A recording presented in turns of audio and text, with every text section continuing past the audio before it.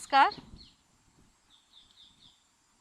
हम लोग पिछले कुछ दिनों से श्री माँ के प्रतीक चिन्ह पे बात कर रहे हैं और प्रतीक चिन्ह के अंतर्गत उन्होंने 12 ऐसे गुणों को दर्शाया है जिनका अवलोकन करें, जिनको अपने अंदर प्रतिष्ठित करें और विकसित करें तो हम उच्चतर जीवन की ओर अग्रसर होते हैं।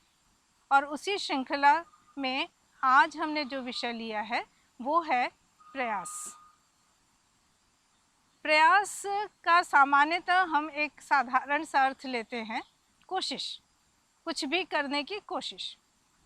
लेकिन जब हम उच्चतर जीवन की तरफ प्रगति करने का लक्ष्य सामने रख लेते हैं, यही कोशिश या यही प्रयास जो श्री माँ कहती हैं वो अपने अंदर अर्थ की गहराई लिए हुए है। श्री माँ कहती हैं एक बहुत बड़ा गुण होता है लगन, सहिष्णुता, अथक प्रयास।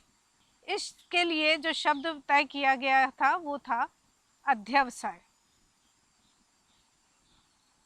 प्रयास को अध्यवसाय तक की ऊंचाई पर पहुंचाना उच्चतर जीवन के लक्ष्य को पाने के लिए एक सुंदर कड़ी साबित हो सकता है।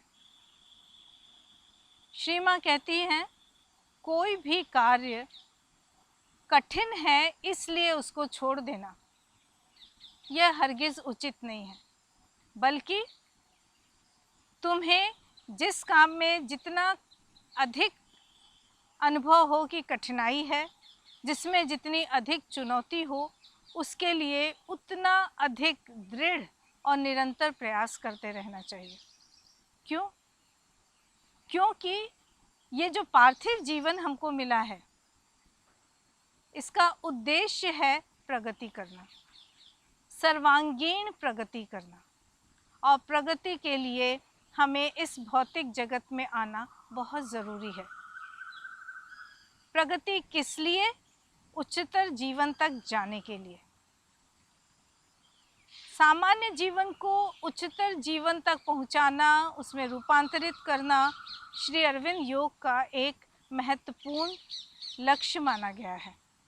और उच्चतर जीवन पर जाने के लिए सामान्य जीवन की समस्त परिस्थितियों, कठिनाइयों, उद्देश्यों को पूरा करना, प्राप्त करना ज़रूरी है। और जब हम कोई भी लक्ष्य पूरा करते हैं तो उसके मार्ग की बाधाओं को पार करने की कोशिश के लिए हमें निरंतर प्रयास करना पड़ता है। ये प्रयास एक आवश्यक ही नहीं, अनिवार्य गुण है। किस किस दृष्टि से प्रयास करें, किस किस दृष्टिकोण को अपनाएं इस प्रयास को सफल बनाने के लिए। सफलता के लिए प्रयास में कौन कौन सी विशेषताएं होनी चाहिए, ये ऐसी कुछ बातें हैं जिन्हें हमें ध्यान में रखना है। जो सबसे अधिक आवश्यक गुण बताया गया है प्रयास के लिए वो है प्रयास की निरंतरता। प्रयास को बीच में छोड़ नहीं देना है। अगर हमने एक कार्य करने का निश्चय किया है, उस कार्य की पूर्ति के लिए पूरा परिश्रम और निरंतर प्रयास बहुत ज़रूरी है।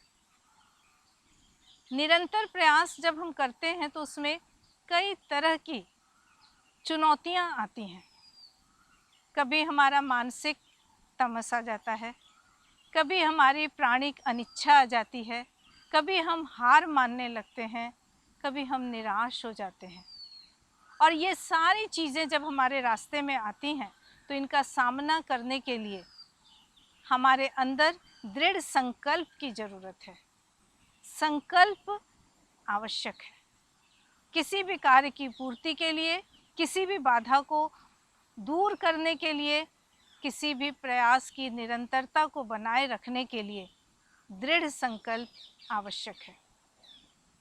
होता अक्सर ये है कि हम इस संकल्प को मानसिक स्तर पर ले लेते हैं और मन अहंकार के लिए बहुत जल्दी दरवाजे खोल देता है।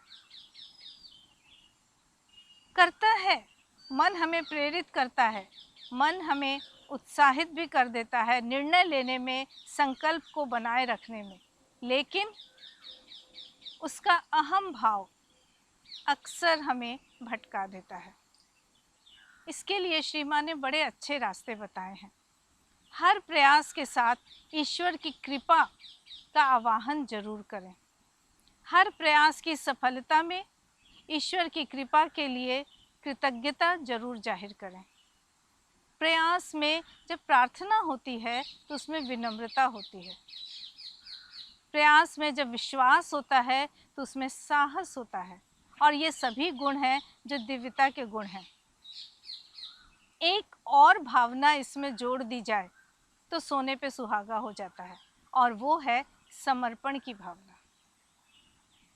हमारा प्रयास निरंतर रहे, हमारा प्रयास विनम्र रहे, हमारा प्रयास साहसपूर्ण रहे, और साथ में हमारा प्राण समर्पण भी सीख ले, हमारा मन समर्पित रहे।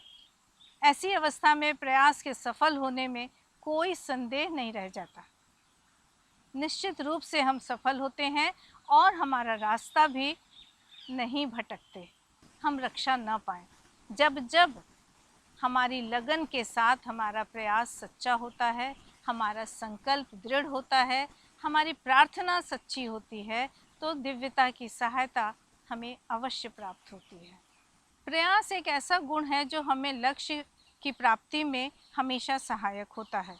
इसकी अनिवार्यता से इनकार नहीं किया जा सकता, लेकिन प्रयास वही करना होता है जहाँ रास्ते में कोई कठिनाई आती है, कोई बाधा आती है। आराम से जाने वाले रास्ते कभी भी किसी बड़े लक्ष्य तक नहीं पहुंचा सकते।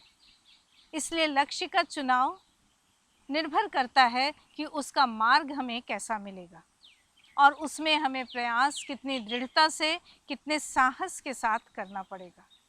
अक्सर ही कोई न कोई कठिनाई ऐसी आती है जहां हम हिम्मत हार देते हैं। ऐसे में एक सकारात्मक दृष्टिकोण अपनाना बहुत ज़रूरी होता है। कठिनाइयों को विकास की सीढ़ी मान लें, कठिनाइयों को दिव्य संकेत मानते हुए सहायता के रूप में लें, तो हमारा साहस कभी नहीं डिगता। कई बार दिव्य सहायता इस रूप में आती है कि हमें लगता है हमारी कठिनाई तो और बढ़ गई, पर उस समय विश्वास की दृढ़ता, अटलता हमारे काम आती है। अगर अपने मन को हमने प्रशिक्षित कर रखा है कि हमारे सामने जो भी स्थिति आ रही है वह ईश्वर की देन है, और अगर ईश्वर की देन है तो वो कभी भी गलत नहीं हो सकती, उसके अंदर निश्चित रूप से हमारी भलाई छिपी है।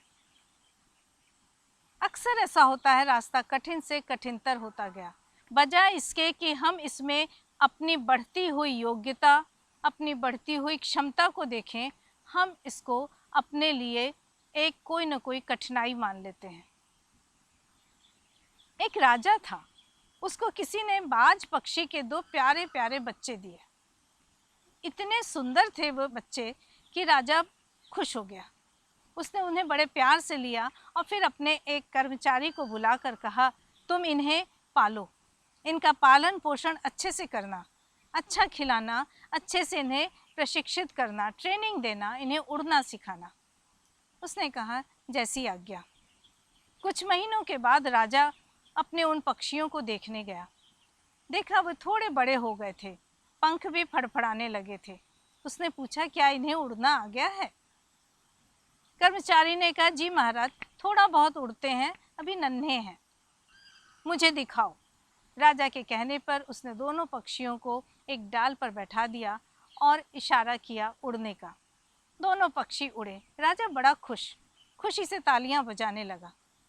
अचानक उसने देखा एक पक्षी तो थोड़ा ज़्यादा उड़ गया और दूसरा आकर डाली पर बैठ गया। राजा ने सोचा अभी छोटा है, कहा नहीं नहीं, अभी इन्हें बड़े होने दो, फिर ये बहुत अच्छा उड़ेंगे। कुछ दिनों के बाद राजा फिर से उन पक्षियों को देखने गया। उसने अपने कर्मचारी से कहा, आज मैं उनकी उड़ान देखने आया हूँ। कर्मचारी ने कहा, जी महाराज, अब वे अच्छा उड़ लेते हैं। पक्षियों को उड़ाया गया। राजा ने देखा एक पक्षी तो बहुत ऊपर उड़ गया, दूसरा भी उड़ता रहा, लेकिन थोड़ी देर बाद आके डाल पर बैठ गया। राजा ने देखा, अरे ये इतनी जल्दी आके बैठ गया। पक्षी बड़ा सुंदर था, पर वो और उड़ नहीं रहा था।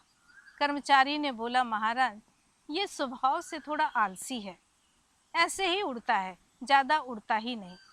राजा ने कहा, ये तो बिल्कुल ठीक नहीं है, इसे भी शिक्षित करो, इसे भी ट्रेनिंग दो। और फिर राजा ने घोषणा करवा दी, जो मेरे इस बाज पक्षी को उड़ना सिखा देगा, मैं उसे मुंह मांगा इनाम दूंगा। इनाम के लालच में कई लोग आए, सबने भरसक कोशिश की, लेकिन उस पक्षी को कोई भी उड़ने के लिए प्रेरित नहीं कर पाया। वह उड़ता था, थोड़ी देर में आके डाल पर बैठ जाता था। राजा अब थोड़ा दुखी हो गया था, बुझे मन से वह महल लौट आया। कुछ दिनों के बाद वह फिर गया और कर्मचारी से बोला, क्या कोई प्रगति हुई है? कर्मचारी ने कहा, लगता तो है। पक्षियों को लाया गया, उन्हें फिर उड़ाया, और अब की राजा ने देखा, वाह, वो दूसरा पक्षी भी उड़ता गया और उड़ता ही चला गया। राजा बड़ा प्रसन्न हुआ। उसने कहा, किसने इसको सिखाया है? सामने एक निरीह सा दुबला पतला व्यक्ति आके खड़ा हो गया। राजा ने उसे देखा और उसको बड़े सम्मान से बुलाकर अपने पास बैठाया। कहा, आप तो बड़े अच्छे ट्रेनर हैं, आपने कैसे इसको प्रशिक्षित किया? उसने कहा, महाराज क्यों मुझे शर्मिंदा करते हैं, मैं एक अनपढ़ किसान हूँ। मैंने तो केवल देखा ये पक्षी उड़ता है और आकर बैठ जाता है, और मैंने सोचा चलो ये जहाँ बैठता है उस डाल को ही काट दूँ, न रहेगी डाल और ये न बैठेगा। और ऐसा ही हुआ था। पक्षी उड़ता उड़ता जब लौटता और देखता वहाँ डाल नहीं है, तो वो फिर उड़ने पे मजबूर हो गया। कई बार जब हमारे अंदर मानसिक या प्राणिक तमस आता है, हम आलस्य के वशीभूत हो जाते हैं, हमें इच्छा नहीं करती है, अपनी पसंद नापसंद के पाश में हम घिर जाते हैं। ऐसी स्थिति में हमारे सामने दिव्य सहायता अगर वो प्रस्तुत है, अगर हमने उसे पुकारा है, तो वो पीछे नहीं हटती। वो अपनी कृपा इस रूप में लाती है जो भले हमें कठिनाई दिखाई दे, किंतु वास्तव में उसके अंदर हमारे लिए विकास की, प्रगति की, लक्ष्य प्राप्ति की कोशिश की एक प्रेरणा होती है। और उस प्रेरणा के वशीभूत हमारा प्रयास चलता रहता है और हम प्रगति करते हैं। प्रयास करना, प्रयास की निरंतरता को बनाए रखना, उसमें आने वाली कठिनाइयों को साहसपूर्वक पार करते जाना, और अगर कठिनाइयों से घबरा गए तो हमारे अंदर ही छिपे शत्रु, जैसे हमारा डर, हमारा अविश्वास, हमारी निराशा, हमारा तमस, हमें रास्ते से भटका न दें, इसके लिए ईश्वर के प्रति प्रार्थना का भाव रखना, उनकी सहायता मांगना, ये सारी चीज़ें कुछ ऐसी हैं जो हमारे प्रयास को बल देती जाती हैं, प्रयास को बनाए रखती हैं और सही दिशा में ले जाती रहती हैं। लेकिन जब हम थोड़ा सा भी ईश्वरीय प्रार्थना, ईश्वरीय विश्वास से हट जाते हैं, तो अक्सर किसी न किसी दूसरी दिशा में भटक जाते हैं। इसके साथ बहुत ज़रूरी होता है कि जिस लक्ष्य के लिए, जिस प्राप्ति के लिए, जिस उपलब्धि के लिए हम प्रयास कर रहे हैं, अपने लक्ष्य को पाने की सच्ची प्यास हो हमारे अंदर। सच्ची प्यास नहीं है तो दिव्य सहायता भी हमें क्यों मिलेगी? वो भी हमें पहले परखती है कि हम सचमुच प्रगति करना चाहते हैं या नहीं। कहते हैं एक बार एक स्टेशन पर एक रेलगाड़ी रुकी, बहुत गर्मी का समय था और एक लड़का पानी बेचता हुआ वहाँ से जा रहा था। वह बोलता जा रहा था, 25 पैसे एक गिलास, 25 पैसे एक गिलास। लोग उससे पानी लेते थे, पैसे देते थे और वो आगे चला जाता था। एक सज्जन बैठे हुए थे, उन्होंने देखा सामने के एक सेठ ने बुलाया, ए लड़के, पानी कितने का है? उसने कहा 25 पैसे का गिलास। सेठ ने उसको देखा, अरे 25 पैसे का, 15 में देगा? लड़के ने उन्हें मुस्कुरा के देखा और आगे बढ़ गया। दूसरे सज्जन जो बैठे थे उन्हें लड़के की मुस्कुराहट थोड़ी रहस्यमयी लगी। अभी ट्रेन के चलने में समय था। वे बाहर उतरे, प्लेटफॉर्म पे गए और उस लड़के के पीछे चल पड़े। उन्होंने देखा वह कई लोगों को पानी दे रहा था। ये सज्जन भी उसके पास खड़े हो गए। कहा मुझे भी पानी दे। पानी लिया, पिया और पैसा देते समय पूछा एक बात बताएगा? लड़के ने कहा क्या?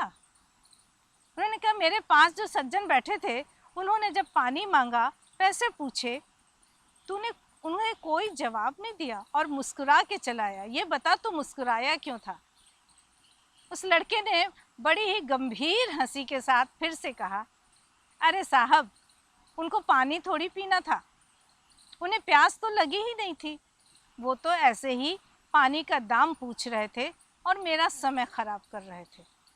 छोटा सा लड़का और इतनी गहरी बात। उन सज्जन ने कहा तुझे कैसे पता? उन्होंने कहा साहब, जिसको प्यास लगती है वो पहले अपनी प्यास बुझाना चाहता है, बाद में बाकी बातें सोचता है। मैंने जब इस घटना को पढ़ा तो मुझे भी ये लगा कि सचमुच अगर हमारी नज़र पूरी तरह से अपने लक्ष्य पर है तब हम रास्ते की बाधाओं को क्यों देखेंगे।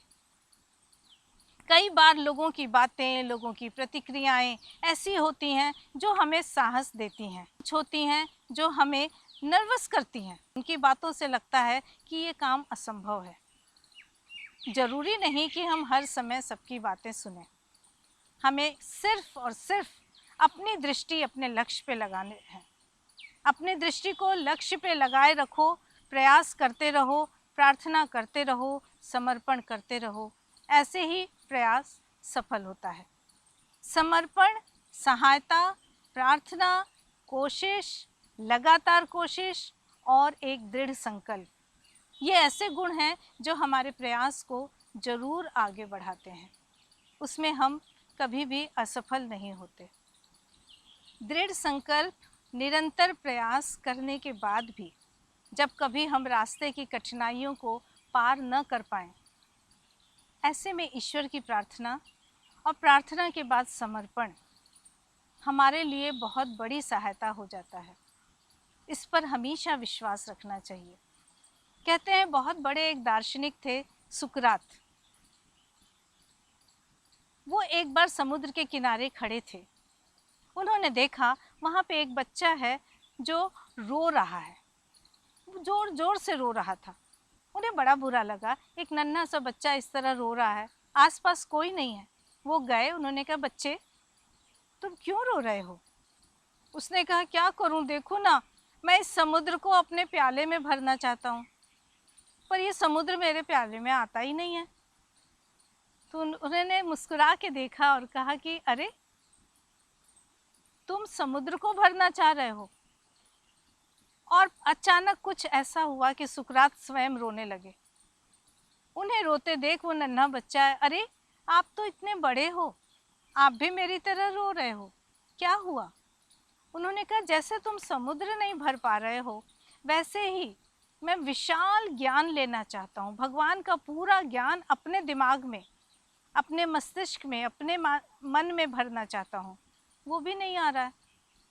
तो जैसे तुम असफल हो के रो रहे हो, मुझे भी आज रोना आ गया, कह के वो भी रोने लगे। बच्चा भी रो रहा था, सुकरात भी रो रहे थे। अचानक उन्होंने देखा बच्चा चुप हो गया। उसने आंसू पोंछे और दौड़ के समुद्र के पास गया और अपना प्याला उठा के समुद्र में फेंक दिया। सुकरात ने कहा अरे तुमने प्याला क्यों फेंक दिया? उसने कहा मुझे अचानक लगा कि ठीक है, मेरे प्याले में समुद्र नहीं आ सकता तो क्या हुआ, मेरा प्याला तो समुद्र में जा सकता है। इतने बड़े विद्वान, इतने बड़े दार्शनिक सुकरात एकदम उस बच्चे को गले से लगाकर भाव विह्वल हो गए। उन्होंने कहा बहुत बढ़िया सूत्र दे दिया तुमने मुझे बच्चे। अगर ईश्वर का ज्ञान मुझ में नहीं आ सकता, ईश्वर मुझ में पूरा नहीं समा सकता, तो मैं तो ईश्वर में समा सकता हूँ। और उसके बाद उनके हृदय में ईश्वर के प्रति जो समर्पण आया होगा उसका हम सब अंदाज लगा सकते हैं। हमने शुरू की थी बात कि प्रयास करना है, सामान्य जीवन को, भौतिक जीवन को दिव्यता के जीवन में रूपांतरित करने का, अपने भौतिक जीवन को दिव्य जीवन बनाने का, उच्चतर जीवन का रास्ता अपनाने का। और इस लक्ष्य की प्राप्ति के लिए हमारे रास्ते में जितनी भी कठिनाइयाँ आएँ, हमें अपना प्रयास छोड़ना नहीं है। प्रयास निरंतर होना चाहिए, प्रयास साहसपूर्ण होना चाहिए, प्रयास विनम्र होना चाहिए और प्रयास में उस दिव्य शक्ति के प्रति, ईश्वर की करुणा के प्रति विश्वास और पूरा समर्पण होना चाहिए। तभी हम अपने प्रयास को पूरी तरह से निरंतरता के साथ बनाए रखेंगे और उसका फल भी प्राप्त होगा। धन्यवाद।